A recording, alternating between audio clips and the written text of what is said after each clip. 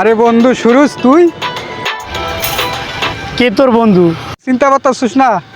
আমি রিপন রিপন রিপন আমি বন্ধু, তুই চিন্তা করতেছিস না? কে তোর বন্ধু? এই টোকাইয়ের বাচ্চা টোকাই, তুই আমার সাথে ধাক্কা লাগস। কে তোর বন্ধু? শালা টোকাইয়ের বাচ্চা টোকাই।